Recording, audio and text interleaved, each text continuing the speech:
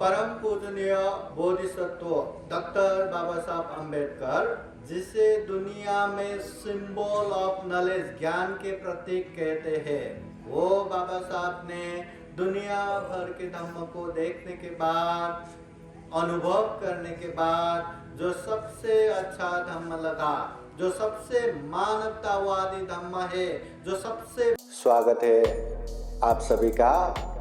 आप लोग देख रहे हैं बुद्धास टीचिंग चैनल और हम यहाँ महाकारुणिक तथागत बुद्धा और उनके शिक्षाओं के विषय में चर्चा करते हैं।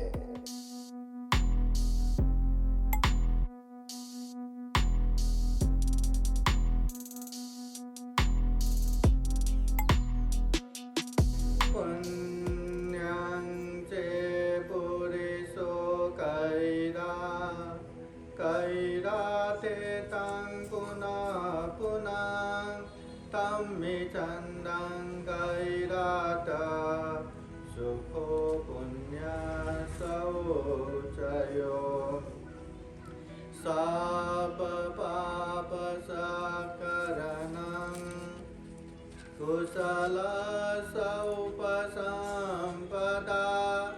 सचेत परियोदपनं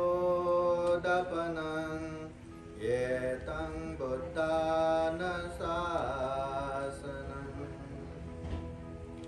महाकारुणिक तथागत बुद्ध धम्म संघ को त्रिवार वंदना।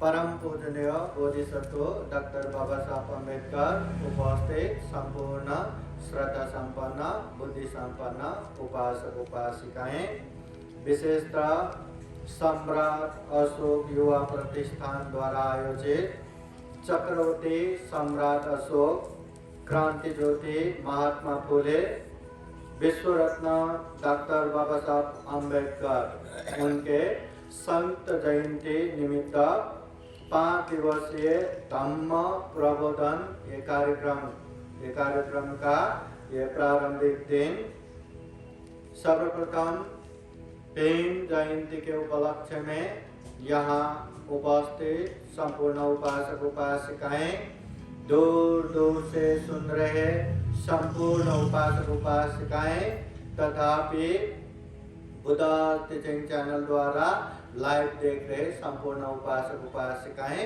आप सभी के जीवन में बुद्ध का आशीर्वाद रहे, धम्म का आशीर्वाद रहे, संघ का आशीर्वाद रहे, जीवन में अच्छे इंसान बन के खूब पुण्य करे, खूब धम्म करे, दुख मुक्त निर्वाण की तरफ निरंतर आगे बढ़े, ऐसी कामना करते हैं, आशीर्वाद देते हैं।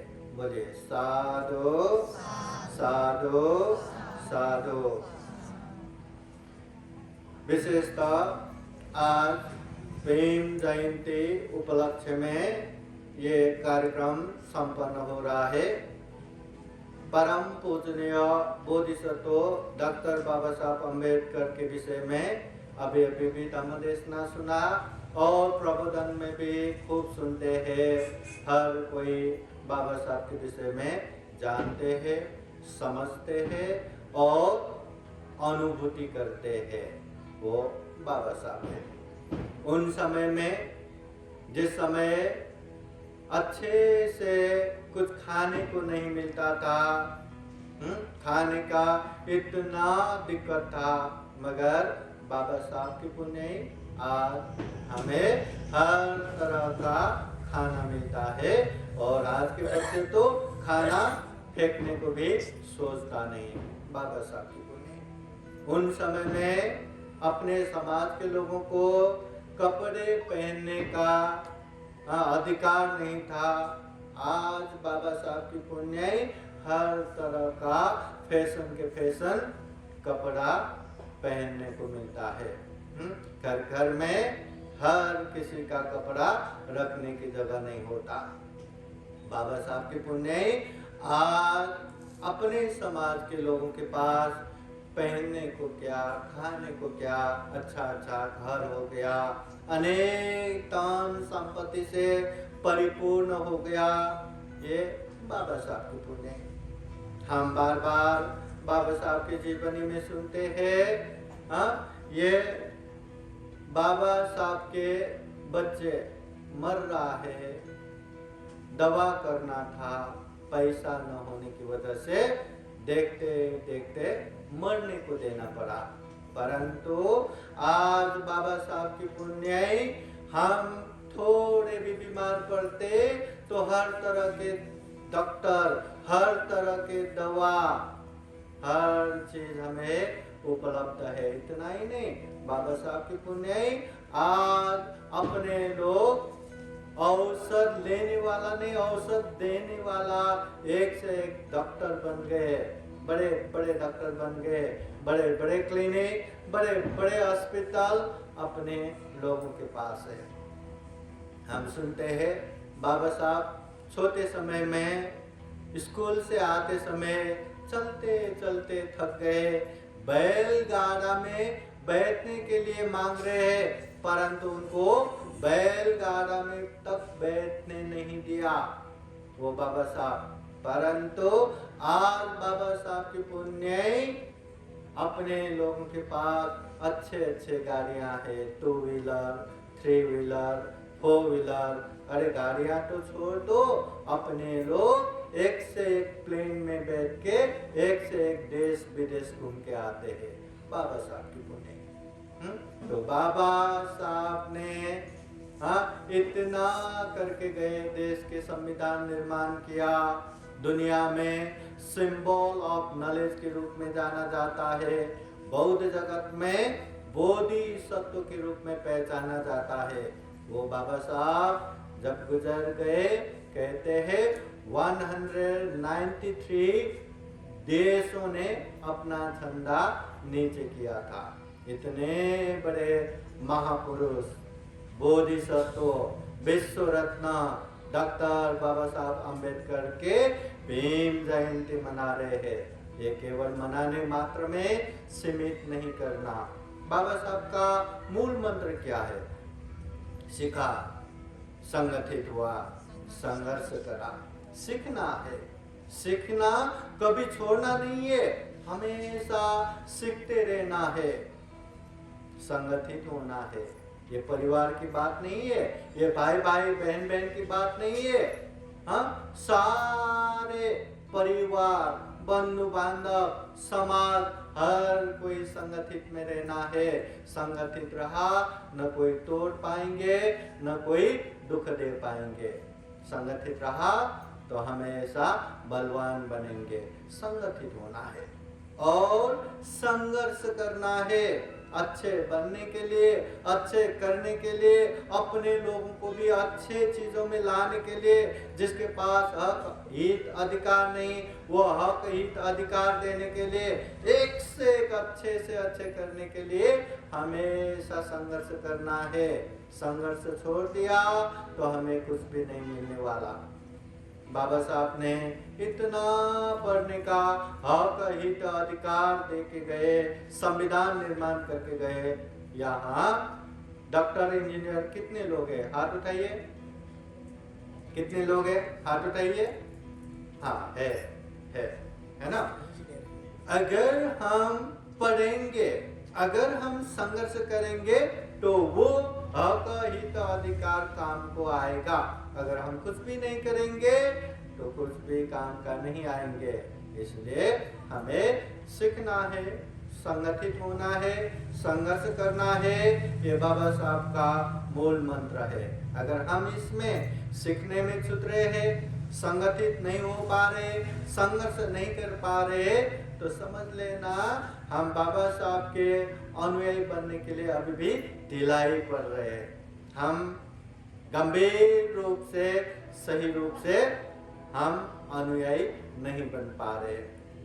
तो हमेशा याद रखना, ऐसे महान महापुरुष, विश्व रत्न, परम पूजनीय बोधिसत्व डॉक्टर बाबा साहब अम्बेडकर के जयंती हम मना रहे हैं, भीम जयंती मना रहे। फिर एक बार भीम जयंती के उपलक्ष्य में आप सभी का खूब खूब मंगल हो, कल्याण हो, सुख हो, शांति हो, जीवन में खूब सारा पुण्य धर्म करते हुए दुख मुक्त निर्वाण की तरफ निरंतर आगे बढ़े। ये दुर्लभ अमूल्य सर्वश्रेष्ठ मनुष्य जीवन को सफल बनाए, सार्थक बनाए, ऐसी कामना करते हैं। बोलिए साधु साधु साधु। परम पूजनीय बोधिसत्व डॉक्टर बाबा साहब अम्बेडकर, जिसे दुनिया में सिंबल ऑफ नॉलेज, ज्ञान के प्रतीक कहते हैं, वो बाबा साहब ने दुनिया भर के धर्म को देखने के बाद, अनुभव करने के बाद, जो सबसे अच्छा धर्म लगा, जो सबसे मानवतावादी धर्म है, जो सबसे वैज्ञानिक धर्म है, ऐसे धर्म को बाबा साहब ने स्वीकार किया और अपने लाखों करोड़ों समाज को भी यही धर्म की दीक्षा दिया। तो ये धर्म हमें जानना है, समझना है, न केवल जानना समझना, इसे पालन भी करना है। तो आइए ये धर्म को हम थोड़ा सा जानेंगे। बाबा साहब ने जो धम्म की दीक्षा दिया वो शांति के अग्रनायक महामानव तथागत बुद्ध के धम्म दिया। धम्म के विषय में तथागत बुद्ध क्या कहते हैं? बुद्ध कहते हैं सुना था, तारे था, चरा था धम्म। ये धम्म क्या है? धम्म को सबसे पहले सुनो, देखो, हाँ, सुन के हो, देख के हो, पढ़ के हो, पहले देखो तो सही। उसके बाद सिर्फ सुनना देखना काफी नहीं है, उसके बाद क्या करना है?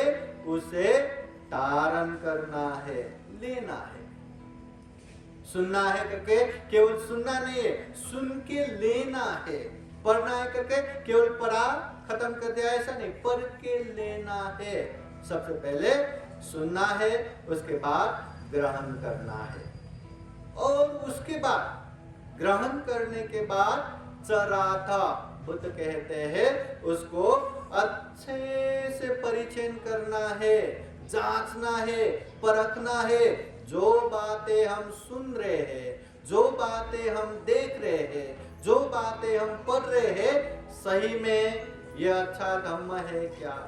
सही में यह अच्छा परिणाम देने वाला है क्या? हमारा कल्याण होगा क्या? अपनों का कल्याण होगा क्या? सबका कल्याण होगा क्या? खूब परिचय करना चाहिए, खूब जांचना चाहिए। हाँ, बहुत सारे लोग कितने कितने गहना पहन के बैठते हैं। हाँ, वो पीला धातु, हर पीला धातु सोना होता है क्या?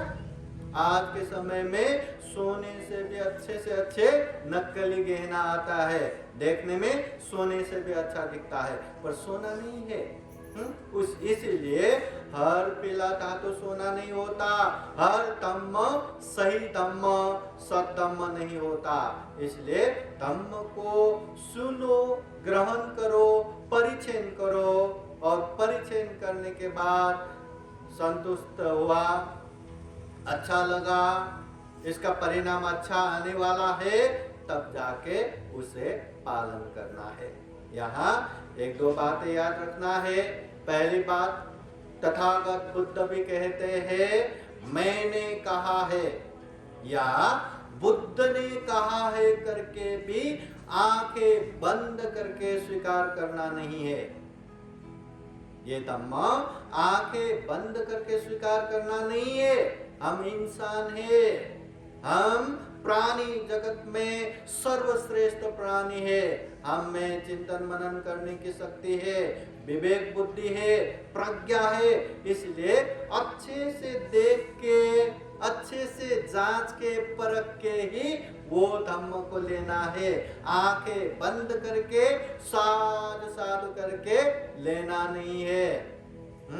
हम धम्म स्वीकार कर रहे हैं, ये मानवतावादी धम्म, ये वैज्ञानिक धम्म, ये अंधविश्वास मिथ्या दृष्टि नहीं है कि बुद्ध ने कहा बोलते हाँ ठीक है ऐसा ही करेंगे करके करना, ये धम्म नहीं है।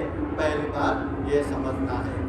दूसरी बात, अगर धम्म समझ में आए, हाँ ये तो सही है, ये पालन करने से हमारा कल्याण होगा, ये पालन करने से जिंदगी में पछतावा नहीं होगा, शोक संताप नहीं होगा।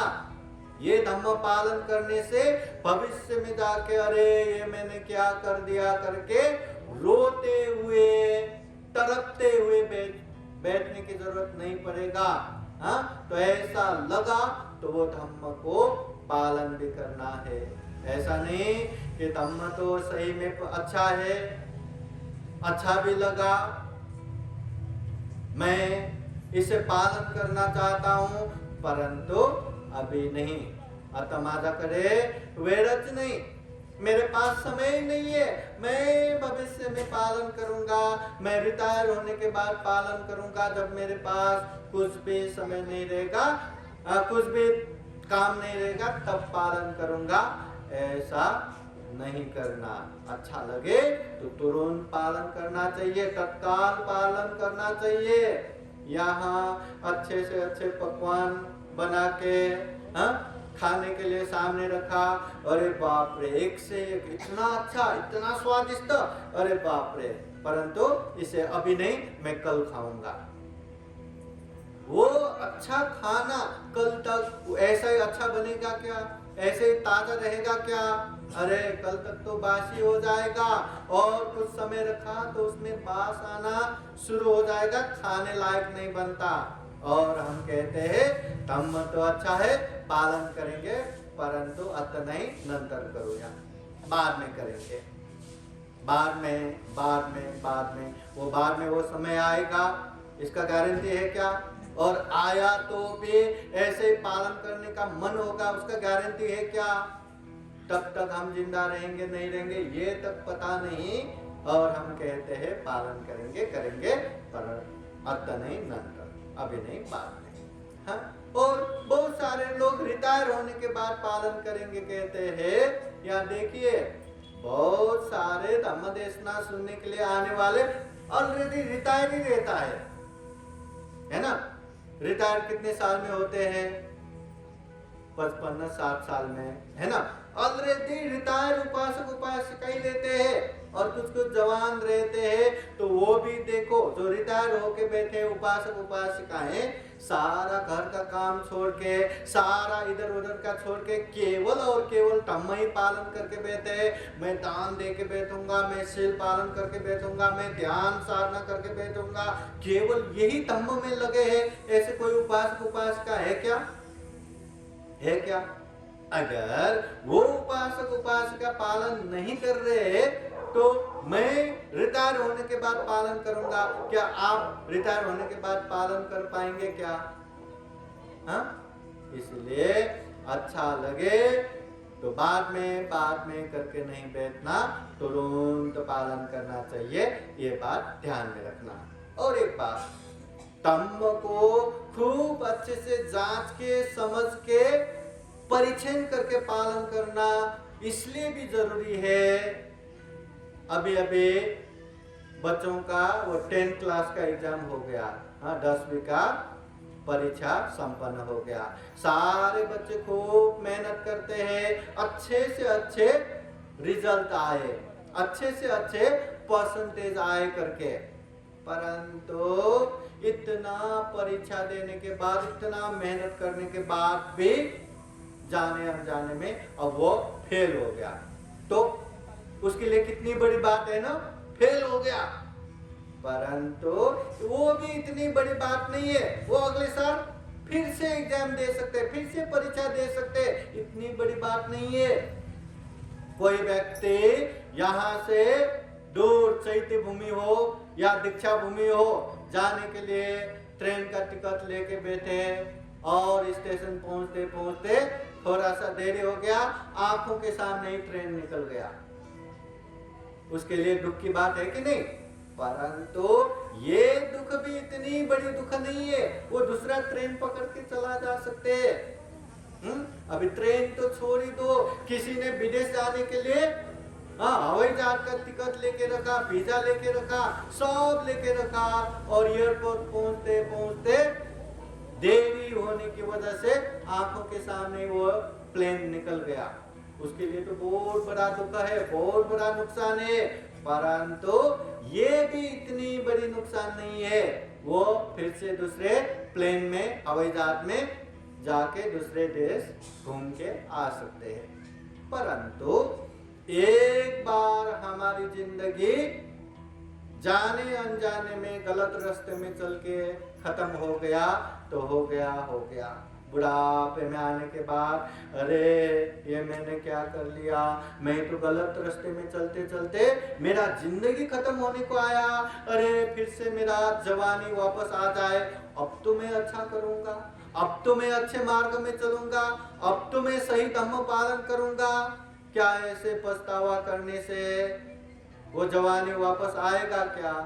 वो बीता हुआ समय वापस आएगा क्या? नहीं आएगा, आ ही नहीं सकता। अगर आते तो कितना अच्छा था ना। हाँ चलो ये धम्म में आगे बढ़ते, चलते चलते बुढ़ापे होने का है, ये भी खरा नहीं, अच्छा नहीं। फिर से जवानी में आए, फिर दूसरे में गए, फिर तीसरे में गए, फिर चौथे में, हर चीज में हम परीक्षण करके बैठ सकते हैं, परंतु ऐसे वापस नहीं आता। असल जिंदगी में ये रिवाइंड फॉरवर्ड ये सिस्टम नहीं है। इसलिए कोई भी धम्म को पालन करने से पहले, कोई भी मार्ग में आगे बढ़ने से पहले खूब अच्छे से जांचते हुए, समझते हुए, परीक्षण करते हुए आगे बढ़ना खूब जरूरी है। बाद में पछतावा करके कुछ मिलने वाला नहीं है। तथागत बुद्ध धम्मपद ग्रंथ में भी कहते हैं, ऐसा काम मत करो, ऐसा कर्म मत करो जो भविष्य में जाके आपको पछतावा करके बैठना पड़े, शोक संताप करके बैठना पड़े। ऐसे कोई भी गलत काम मत करो, कोई भी पाप मत करो। करना है तो ऐसे काम करो, कभी भी याद आए तो मन से भी प्रसन्नता और शरीर से भी प्रसन्नता आए। अरे उस समय हमने इतना अच्छा काम किया, इतना अच्छा कर्म किया, शारीरिक मानसिक रूप से आनंद हो, प्रफुल्ल हो। ऐसी अच्छी कर्म करना चाहिए, पुण्य करना चाहिए। तथागत बुद्ध कहते हैं कि जो मनुष्य पति लाभ हो, ये मनुष्य जीवन खूब दुर्लभ है, खूब अमूल्य है, प्राणी जगत में सर्वश्रेष्ठ है। दुनिया में केवल और केवल मनुष्य ही है जो अच्छे बुरे पाप धर्म को समझ सकते हैं, हर पाप से दूर हो सकते हैं, हर पुण्य कार्य में आगे बढ़ सकते हैं। ये केवल और केवल इंसान ही कर सकते हैं। इंसान छोड़ के इस दुनिया में कोई भी पशु पंछी जीव जंतु कीट पतंग कोई भी नहीं है जो पाप धर्म समझ सके, अच्छे बुरे पहचान सके।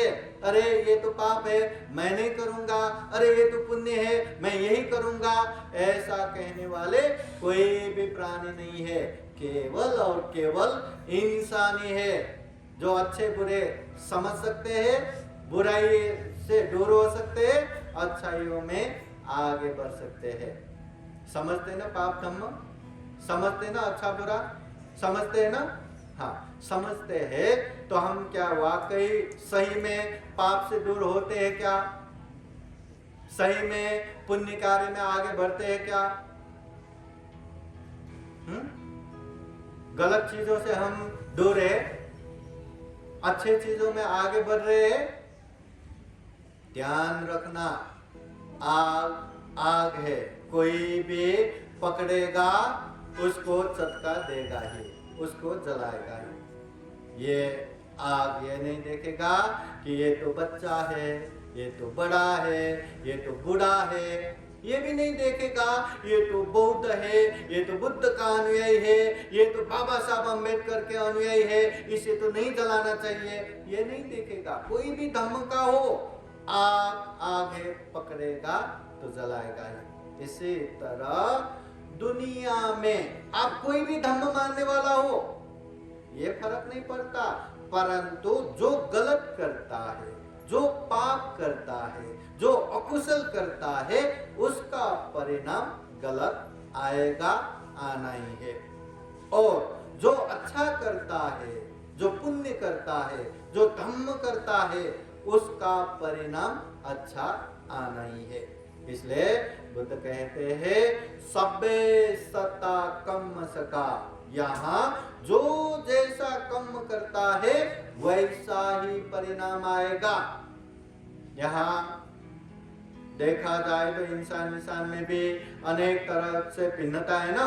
कोई बहुत पैसे वाले है, कोई दरिद्र है, कोई दिखने में खूब खूबसूरत है, कोई घिनौना है, कोई बहुत पंडित विद्वान है, कोई मूर्ख अज्ञानी है, कोई जन्म होते ही करोड़ों धन संपत्ति के मालक, और कोई जन्म होते ही कूड़े कचरे में फेंका जाता है, कोई जन्म से ही बीमारी नहीं, एकाध छोड़ के बीमारी नहीं, और कोई जन्म से ही इतने बीमारी लेके आते हैं। कोई एकदम ताकतवर है और कोई इतना कमजोर है।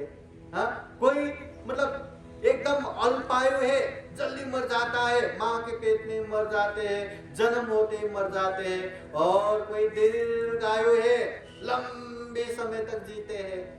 इंसान होके एक समान नहीं है। तथागत बुद्ध कहते हैं ये सारे जो भी हो रहा है, जैसा भी हो रहा है, अपने अपने कर्म की वजह से ही है। जिसने जैसा कर्म किया उसको वैसा ही परिणाम आएगा।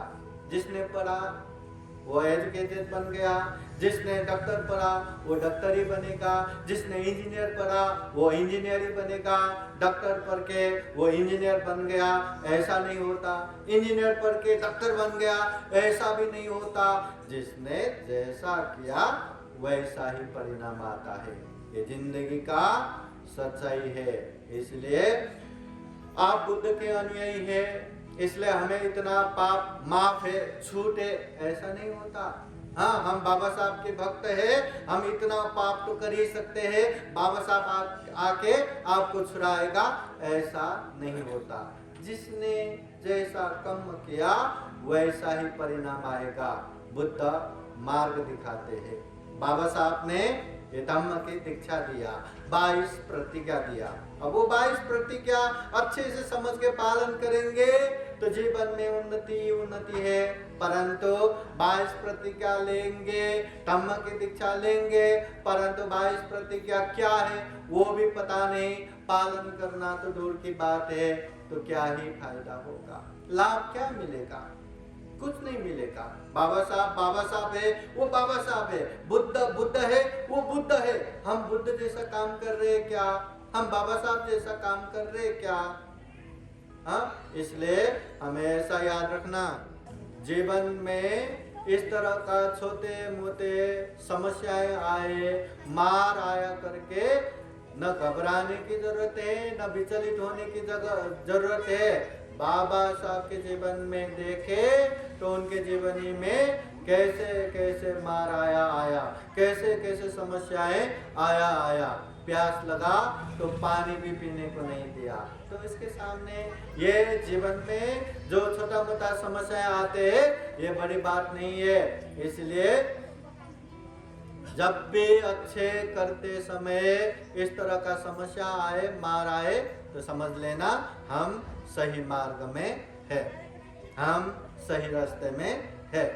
हाँ, अभी मैं धम्मदेशना समाप्त ही करने वाला था, फिर से लाइट आया। अभी एक उदाहरण देता हूँ, फिर धम्मदेशना संपन्न करता हूँ। एक समय महाकारुणिक तथागत बुद्ध बहुत सारे भिक्षुओं को लेके कहीं जा रहे थे, और बुद्ध को लगा कि समझाना चाहिए, कुछ धम्म की बातें समझाना चाहिए। सबको वहां रोकते हैं, और तथागत बुद्ध जमीन से थोड़ा सा तोल अपने नख में लेते हैं और पूछते हैं, भिक्षुओं बताओ, मेरे नख में ज्यादा धूल है या पृथ्वी में ज्यादा धूल है? सारे भिक्षुगण कहते हैं, भगवान आपके नख में क्या ही धूल है, सारा पृथ्वी धूल से भर पड़ा है। आपके नख में थोड़ा ही धूल है, न्यून ही धूल है, गौण ही धूल है, अल्प मात्र धूल है। तथागत बुद्ध कहते हैं, भिक्षुओं ऐसा ही है। भिक्षु ऐसा ही है, इस दुनिया में अच्छे धम्म को जानने वाले, अच्छे धम्म को समझने वाले मेरे नख में जितना धूल है उतना ही है, बाकी तो पृथ्वी में पड़े धूल समान। आप लोग अच्छे धम्म को जानते हैं कि नहीं? हाँ, बाबा साहब की पुण्य अच्छे धम्म तो मिला है, क्या वो धम्म को समझते हैं? हाँ, जानते हैं? अगर जानते हैं तो हाँ, हम ये तथागत बुद्ध के नख में जो धूल है उतने में ही आ गए। फिर तथागत बुद्ध कहते हैं, इस दुनिया में अच्छे धम्म को जान के, अच्छे धम्म को समझ के उसे अच्छे से पालन करने वाले मेरे नख में जितना धूल है उतना ही है, बाकी तो पृथ्वी में पड़े धूल समान। हम वो धम्म पालन करते हैं क्या? बुद्ध कहते हैं, शरीर से पाप मत करो, वाणी से पाप मत बोलो, मन से पाप मत सोचो। क्या हम पाप से दूर है क्या? बुद्ध कहते हैं, शरीर से पुण्य करो, वाणी से अच्छा बोलो, मन से अच्छा सोचो। ऐसा पुण्य कार्य करते हैं क्या? दान देते रहो, शील पालन करते रहो, ध्यान साधना करते रहो, सम्मान्य व्यक्ति का सम्मान करते रहो, सेवा करते रहो, धम्म देशना सुनते रहो, धम्म की बातें बताते रहो, अंधविश्वास मिथ्या दृष्टि से दूर रहो। ऐसे बहुत सारे पुण्य कार्य करने के लिए तथागत बुद्ध कहते हैं। हम वो पुण्य कार्य करते हैं क्या? पालन करते हैं कि नहीं करते? तथागत बुद्ध कहते हैं, अच्छे धम्म जान के अच्छे से पालन करने वाले लोग इस दुनिया में मेरे नख में जितना धूल है उतना ही है, बाकी तो पृथ्वी में पड़े धूल समान। अगर हम धम्म को जानते हुए पालन कर रहे हैं, अच्छे से अभ्यास कर रहे हैं, तो हम तथागत बुद्ध के धूल में, तथागत बुद्ध के नख में जो धूल है उतने में ही आ गया। तथागत बुद्ध उससे भी आगे बढ़ के और एक चीज कहते हैं। बुद्ध कहते हैं, इस दुनिया में अच्छे धम्म को जान के, अच्छे धम्म को पालन करके परिपूर्ण होने वाले मेरे नख में जितना धूल है उतना ही है, बाकी तो पृथ्वी में पड़े धूल समान। अच्छे धम्म जानना है, अच्छे धम्म पालन करना है और अच्छे धम्म परिपूर्ण रूप से पालन करना है। दान देना है बोले तो कभी कभी दान देना नहीं है, निरंतर उसका अभ्यास करना।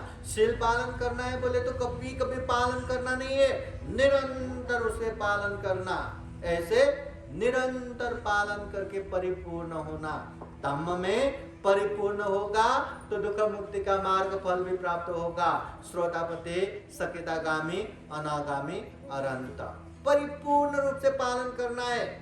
जैसे कि आज यहाँ नवनाथ नगर में एक कार्यक्रम हो रहा है। हम आए चिकलथाना एयरपोर्ट से, अब वहां से यहाँ उपासक से बात करते करते आए, कैसे आना है। तो वहां से निकलते निकलते सिरकों में आके बस हो गया करके रुक जाते, तो मैं यहाँ पहुंचता क्या? वहां से आके आते इधर कामगार चौक पहुंच गया करके रुकते तो पहुंचता क्या? वहां से वो गणेश नगर चौक पहुंच गया करके रुकते तो पहुंच जाता क्या? और वहां से भी मेन रास्ते में भी रुका रहा, उपासक लेने आएंगे करके रुका रहा, बहुत समय हो गया करके मैं वहीं से वापस जाता तो पहुंचता क्या? यहाँ पहुंचता क्या? नहीं। फिर उपासक लेने आए, उसके पीछे आते यहाँ पहुंच गया। परिपूर्ण रूप से आया तभी यहाँ पहुंचा, नहीं तो यहाँ आना महत्वपूर्ण नहीं है। मैं आ रहा हूं करके वहां से आया, थोड़ी देर में ही मैं वापस गया तो क्या करेंगे, है ना? आना बोले तो परिपूर्ण रूप से आना है तभी पहुंचते हैं। वैसे ही धम्म को भी पहले अच्छे से जानना है, सुनना है, उसे अच्छे से ग्रहण करना है, अच्छे से उसको परिचय करना है और अच्छा लगा तो पालन करना है, परिपूर्ण रूप से पालन करना है। जो व्यक्ति परिपूर्ण रूप से पालन करते हैं, सही में वो दुनिया में जितने भी दुख है वो दुखों से मुक्त होके निर्वाण तक भी प्राप्त करते हैं। और बुद्ध कहते हैं तम परिपूर्ण रूप से पालन करने वाले नख में जो धूल है उतना ही है। अब हम कहाँ है? हम कहाँ है? देखना, जिंदगी बहुत दुर्लभ है, अमूल्य है, बार बार ये जिंदगी नहीं आती। इसलिए बाबा साहब ने जो धम्म की दीक्षा दिया है वो धम्म को खूब अच्छे से जाने, समझे, पालन करे, अभ्यास करे, सही मायने में जीवन को धन्य धन्य बनाए और दूसरों को भी ऐसे पुण्य कार्य में प्रेरणा देते रहे, उनको भी आगे बढ़ाते रहे। सही मायने में हम बाबा साहब के प्रति आदरांजलि प्रकट करेंगे। सही मायने में हम बाबा साहब की जयंती सही रूप से मनाएंगे। इसलिए हम यही कामना करते हैं भीम जयंती के उपलक्ष्य में आयोजित ये कार्यक्रम में जो उपासक उपासिकाएं हैं बाबा साहब को जाने, बाबा साहब ने दिया हुआ धम्म को जाने और अच्छे धम्म को अच्छे से पालन करते हुए यह दुर्लभ जीवन, यह अमूल्य जीवन, प्राणी जगत में सर्वश्रेष्ठ मनुष्य जीवन को सफल बनाए, सार्थक बनाए, ऐसे कामना करते हैं। फिर एक बार आप सभी के जीवन में खूब खूब सुख हो, शांति हो, मंगल हो, कल्याण हो, ऐसे कामना करते हुए ये धम्म देशना यही समापन करते हैं। सभी का मंगल हो, सभी का कल्याण हो। भवतु सर्वमंगलम्। साधु साधु साधु। बुद्धं नमामि, बुद्ध को नमन करता हूँ। धम्मं नमामि, धम्म को नमन करता हूँ। संघं नमामि, संघ को नमन करता हूँ।